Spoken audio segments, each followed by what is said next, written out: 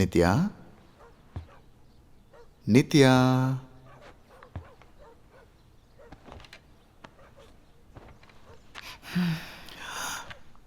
నేను చెప్పబట్టే నిన్ను ఇక్కడికి తీసుకొచ్చారు. నువ్వు ఇక్కడికి వచ్చినప్పుడు నాకు ఇచ్చిన దీన్ని జాగ్రత్తగా నా దగ్గర ఉంచాను.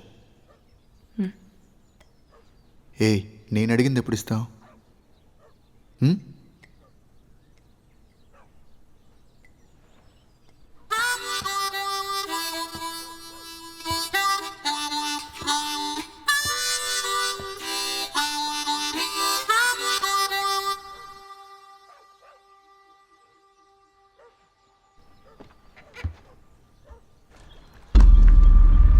అప్పుడే నాకు అనిపించేది, నా కూతుర్ని నాకంటే బాగా అర్థం చేసుకోగలిగేవాడు వాడేనని.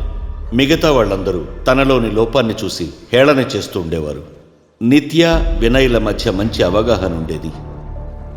ఈ రాజ్యంలో సర్వాధికారాలు మా రాజకుటుంబానికే ఉండేవి. ఇప్పుడు మా వంశంలో అన్న బలరామవర్మ, తమ్ముడు శేఖరవర్మ, చెల్లెలు లక్ష్మి, నేను ఉన్నాం. మా అన్నకు పుట్టుకతోనే అంగవైకల్యం ఉండేది. అలాగే తమ్ముడికి సంతాన భాగ్యం లేదు. సహజంగానే నేను రాజుగా ఉండడం వాళ్ళకి నచ్చేది కాదు. పుట్టుకతోనే నా కూతురు తల్లిని కోల్పోయింది. మనోవైకల్యంతో పుట్టిన నా కూతురంటే వాళ్ళెవరికీ గిట్టేది కాదు. నా కూతురు పిచ్చిదని ఇంట్లో నుంచి పంపించేయమని మా అన్న, తమ్ముడు ఇద్దరు నిర్బంధించేవారు. వాళ్ల మాటల్ని పట్టించుకోకుండా నా కూతుర్ని నేను నా దగ్గరే ఉంచుకున్నాను. ఈ విషయంలో నాకు అండగా నిలిచింది నా చెల్లెలు లక్ష్మి, తన కొడుకు వినయ్. నా శ్రమంతా బూడిదలో పోసిన పన్నీరవుతుందేమోనని భయపడుతున్న సమయంలో అనుకోకుండా నేనొకటి గమనించాను.